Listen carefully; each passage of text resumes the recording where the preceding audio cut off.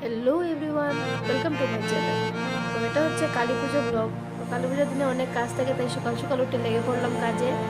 আর এদিকে দেখতে পাচ্ছ কীভাবে রোদ্র উঠেছে। তো আমি তারাবাতিগুলো রোদে দিয়েছিলাম আর সেগুলো দেখতে এলাম। তো এবার আমি চান টান করে তারপর পুজোর কাজে লাগবো। তো এখানে প্রদীপগুলো ধুয়ে রাখা আছে আর এদিকে পুজোর সামগ্রীগুলো রেডি। এবার আমি পুজো করব। আর এখানে দেখতে পাচ্ছ আমি আসন সাজাচ্ছি।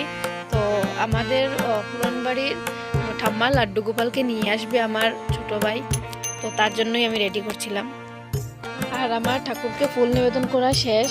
এবার আমি গোপালের জন্য একটু সুজি ভাজবো। আর এদিকে দেখতে পাচ্ছ আমার ছোট ভাই লাড্ডু গোপালকে নিয়ে এসে গেছে আর ওনাকে বরণ করা হচ্ছে। তারপর ছোট ভাইয়ের পা ধোয়ানো হবে আর তারপর ঘরে প্রবেশ করবে।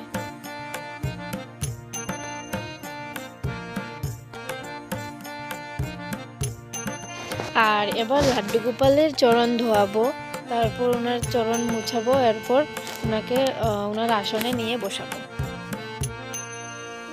আর দীপাবলির এই ভিডিওটি অনেক লম্বা হয়ে যাওয়ায় আমি ভিডিওকে দুই ভাগে ভাগ করে নিয়েছি, যাতে সবগুলো তোমাদের সাথে শেয়ার করতে পারি।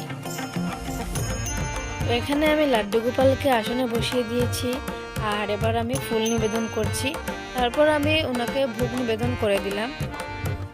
তো আজকের এই ভিডিওর মধ্যে দিয়ে আমি তোমাদেরকে আমার ঠাম্মার লাড্ডু গোপালের দর্শন করিয়ে দিলাম, এবং দর্শন করার সাথে সাথে কমেন্ট বক্সে রাধে রাধে লিখে যেও।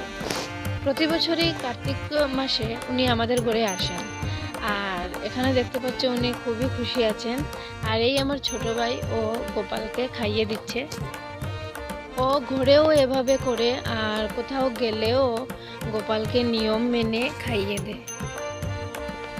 তো দিনটি ছিল দীপাবলির, তাই অনেক কাজ, আর ভাই বলছে ওকে তাড়াতাড়ি ঘরে ফিরতে হবে, তাই যাওয়ার সময় এসে গেছে। আর এবার গোপাল ঘরে চলে যাবেন।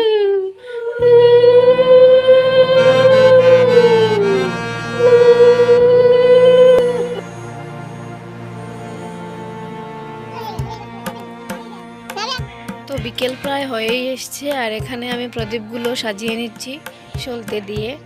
আর উঠানে আলপনা দিয়েছিলাম, তো সব জায়গায় আমি প্রদীপগুলো বসিয়ে নেব। আর এদিকে ঠাকুরঘরে আলপনা দিয়েছিলাম, তো মা এখানে প্রদীপ বসিয়ে সেগুলোকে জ্বালিয়ে দিচ্ছেন। তো এবার আমি যাব পুকুর পাড়ে 14 পুরুষের বাতি দিতে। তো এই নিয়মটা আমাদের বাড়িতে অনেক আগে থেকেই চলে আসছে, আর অনেককেও দেখেছি এইভাবে নৌকো সাজিয়ে 14টি বাতি জ্বালিয়ে পুকুর পাড়ে ভাসিয়ে দেয়। তো তোমরা কারা এরকম করো কমেন্টে জানিয়ে দিও।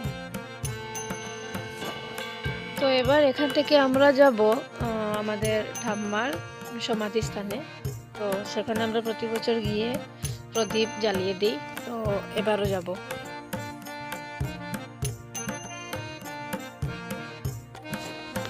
তারপর এলাম ভোলা বাবার মন্দিরে। এই হচ্ছে আমাদের বাড়ির শিব মন্দির। তো এদিকে সব কাজ শেষ, এবার আমি যাব ঘরে। আর এদিকে মা ও বোন আমি আসার আগেই বাড়িটাকে খুব সুন্দরভাবে সাজিয়ে দিয়েছেন।